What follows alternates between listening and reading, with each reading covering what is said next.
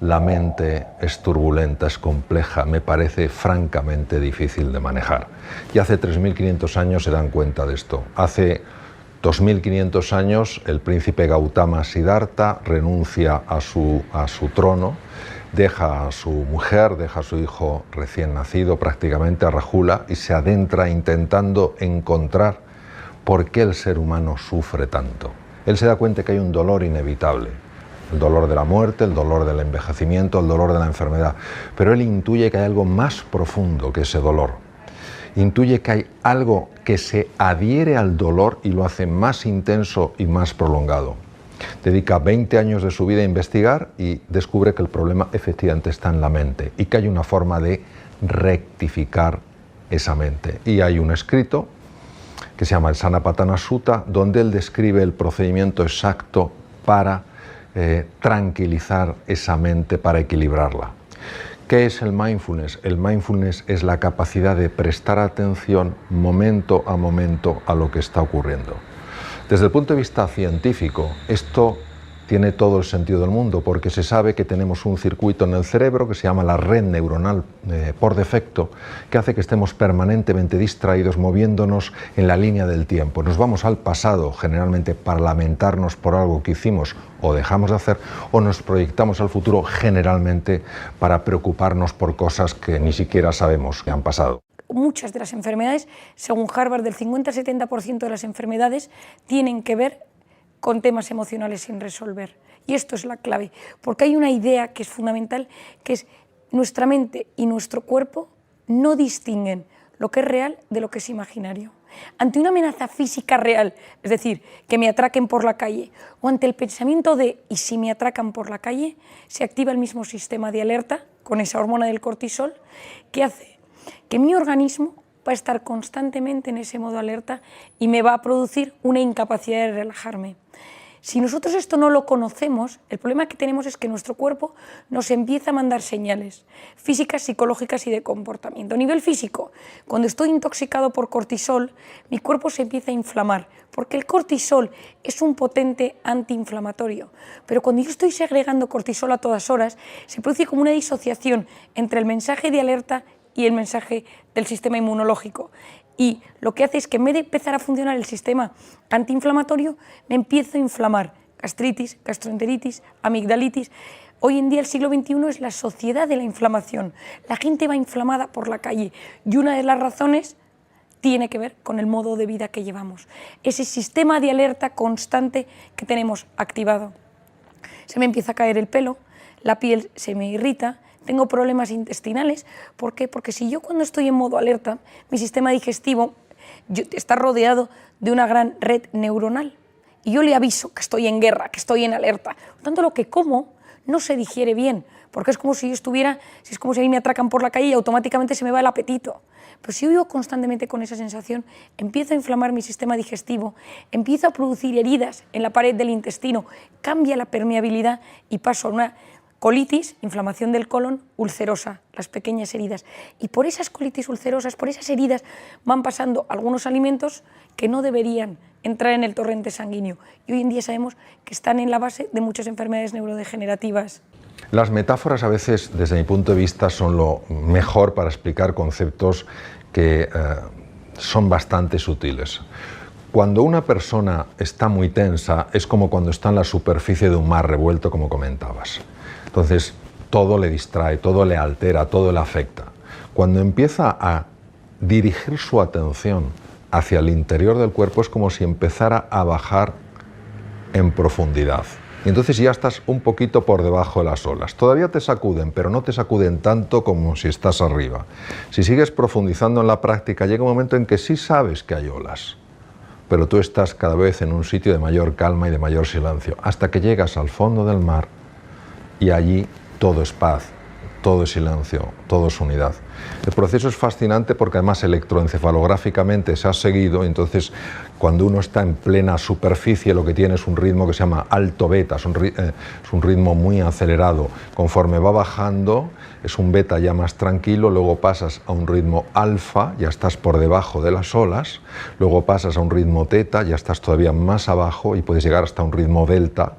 Lo que pasa es que lo más fácil es quedarse dormido y a veces es difícil reconocerlo por los potenciales eléctricos de algunos músculos, ¿no?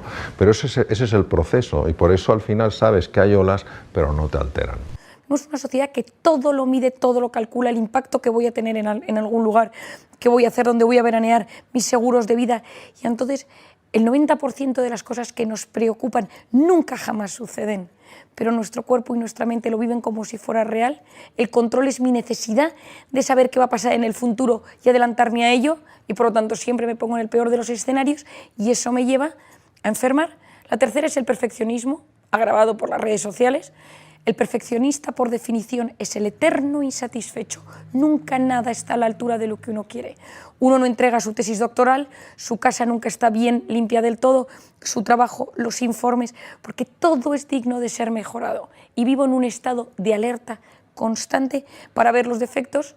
Y lo cuarto es la pantalla. ¿Por qué? ¿Qué nos llega a la pantalla de inicio de nuestro teléfono? Alertas. Si encima se llaman alertas. Lo que hace es que yo nunca estoy relajada.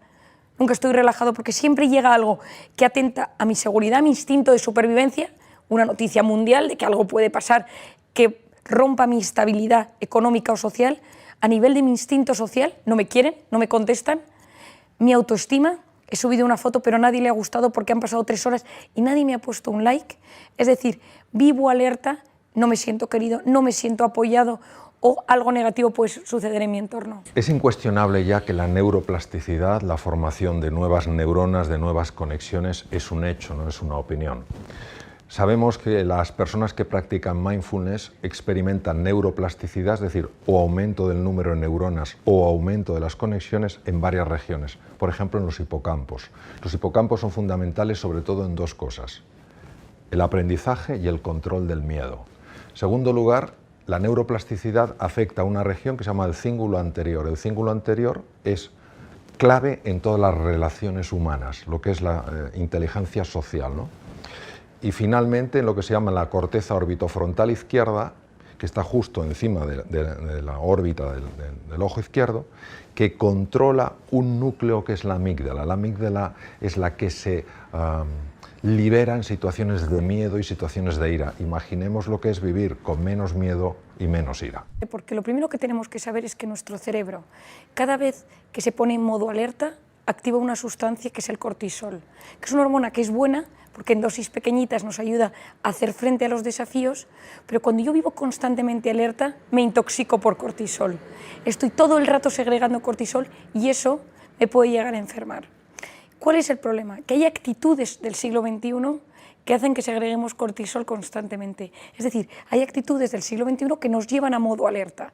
Y una es la cronopatía. Patos, enfermedad crono del tiempo. Y es gente que está constantemente con una actividad frenética, que no puede dejar de realizar o de planificar temas para hacer. Y esto trae un problema porque entonces nuestro cerebro es incapaz de relajarse. Hoy en día sabemos que el problema no está tanto en hacer muchas cosas, sino en no ser capaz de frenar y disfrutar del silencio, en no ser capaz de disfrutar de la serenidad, de un momento de aburrimiento. ¿Por qué? Porque es en el aburrimiento donde nace el asombro y la curiosidad y las ganas por aprender. Ningún genio ha descubierto nada grande en un momento frenético de actividad, en un momento de estrés. Todos los grandes de la historia lo han descubierto en un momento de paz y serenidad, donde era capaz de desconectar de toda la actividad frenética del exterior y conectar con su interior para poder crecer. Entonces la mente humana es como un programa de ordenador, pero en este caso con un virus. O sea, la mente humana está infectada por un virus.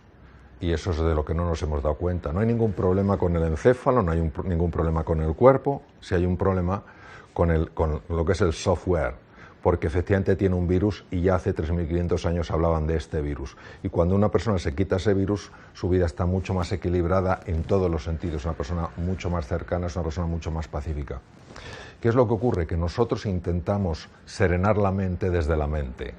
Y eso no se puede hacer. El propio Einstein decía que ningún problema importante puede ser resuelto en el mismo nivel de pensamiento en el que surgió. Hay que trascender la mente. Trascender quiere decir, viene del verbo latino transcando, ir más allá de la mente. ¿Qué es ir más allá de la mente?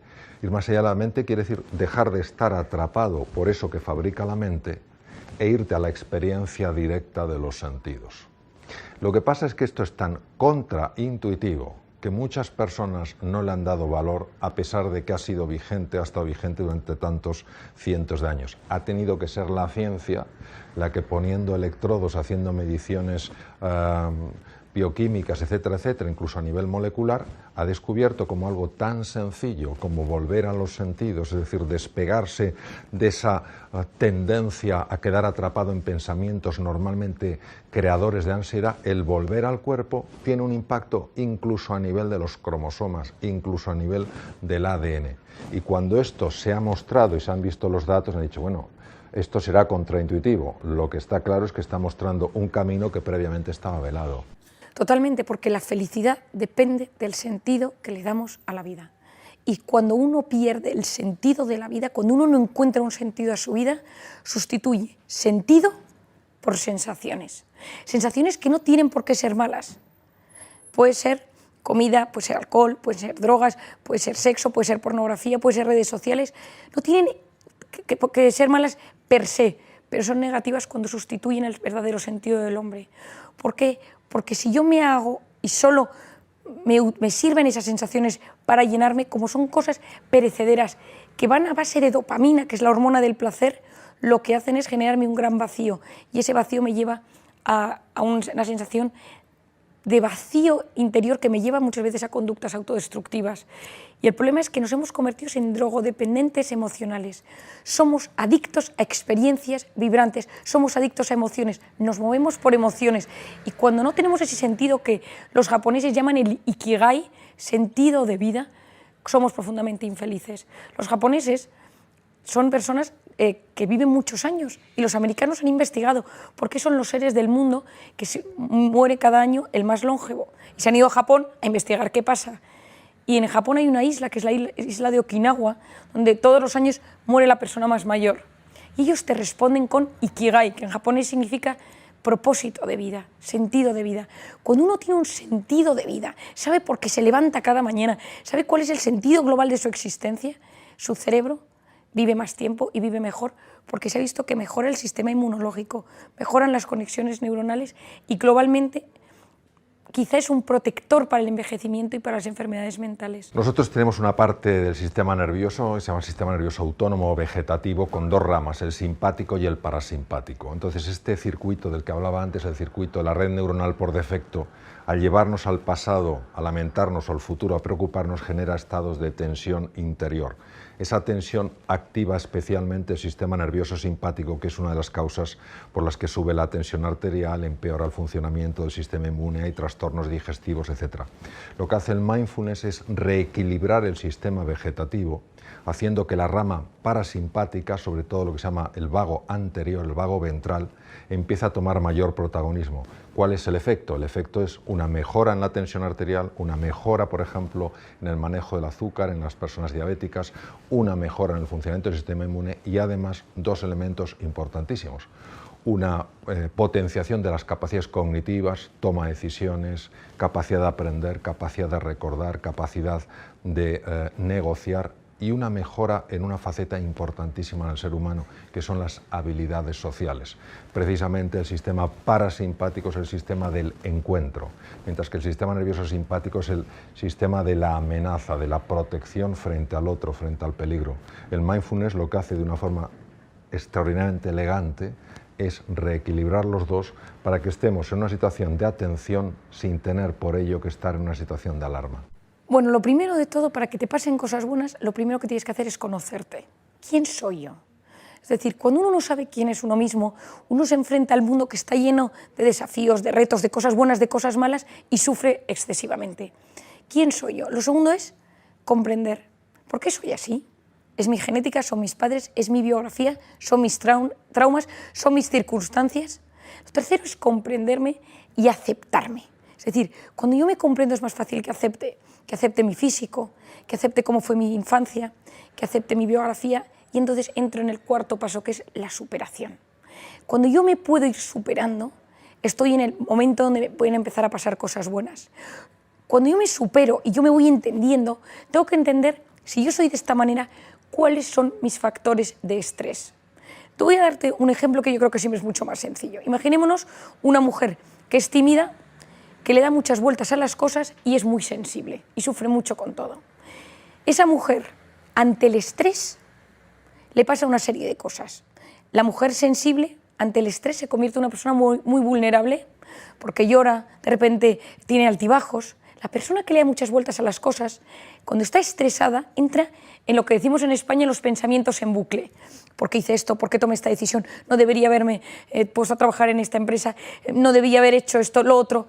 Y sufre muchísimo por esos pensamientos en bucle. La persona tímida, cuando está estresada, se bloquea. Tiene un bloqueo. Está en un sitio y no habla, en su trabajo y rinde peor.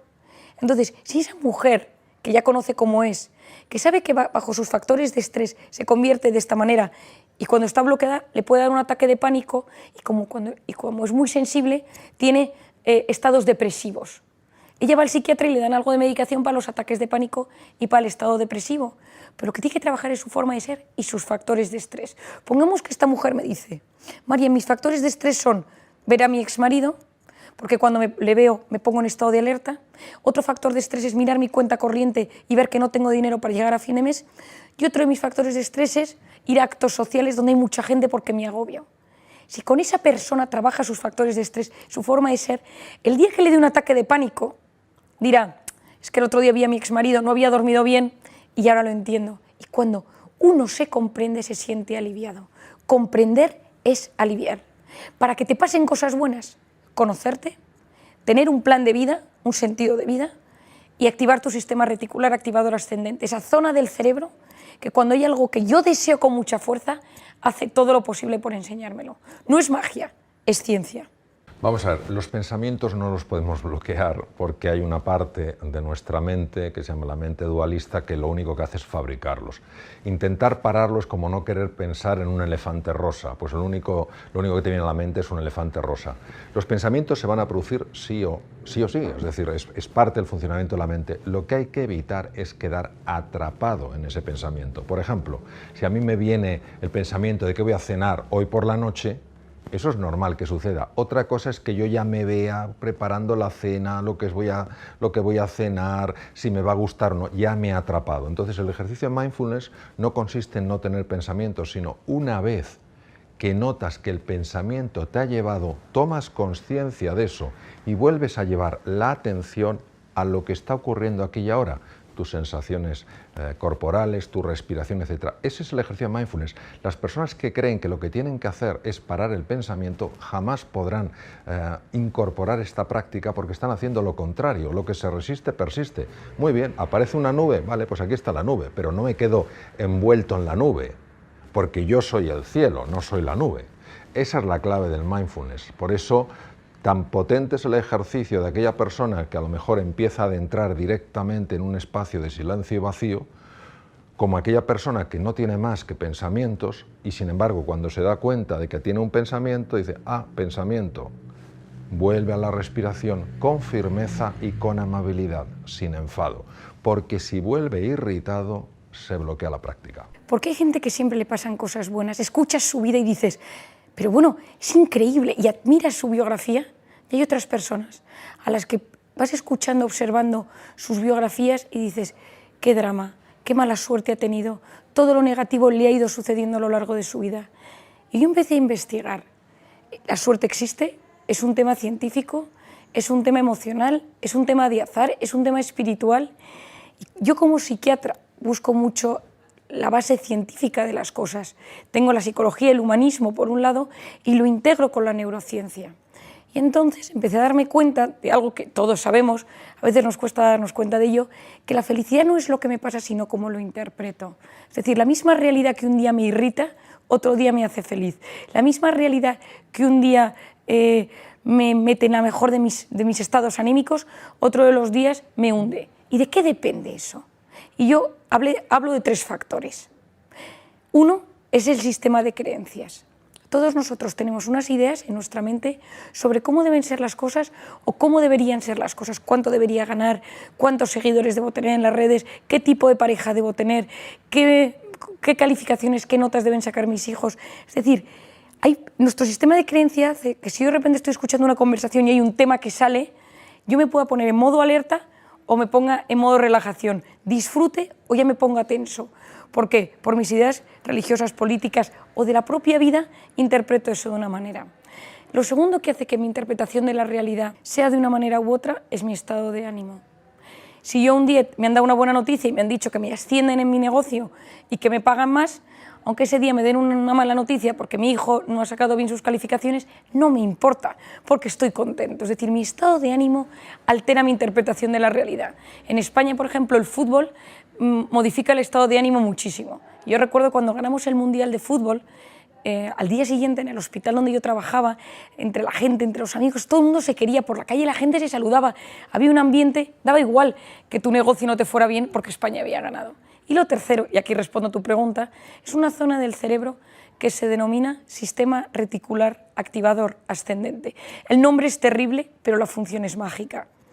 Yo siempre explico de una manera muy sencilla. La mujer embarazada empieza a ver carritos de bebé y mujeres embarazadas por la calle. El hombre que se lesiona empieza a ver gente con muletas o gente con el brazo escayolado por la calle. ¿Por qué? ¿Es porque de repente yo he puesto de moda tener bebés y en mi barrio o en mi ciudad todo el mundo se pone a tener bebés? La respuesta es no. Lo que sucede es que hay una zona de mi cerebro en el tallo encefálico, que tiene este nombre tan terrible, que lo que hace es filtra todo lo que llega de la realidad y capta solo aquello que me interesa. Por eso se dice aquella frase que lo que el corazón desea de verdad, la mente se lo acaba mostrando. Cuando tú buscas algo, cuando tú quieres algo con mucha fuerza, tu mente hace todo lo posible por encontrar eso que tú buscas. Y lo curioso es que el mundo real es infinitamente más benévolo que el mundo mental. Si yo me doy un golpe en la calle, me puede doler. Ese es el mundo real. Pero el mundo mental es si me estoy todo el día insultando y humillando, qué estúpido fui, que me caí cuando no me tenía que haber caído. Lo que perpetúa el dolor físico, lo que perpetúa el dolor emocional, no es el mundo real, es el mundo mental.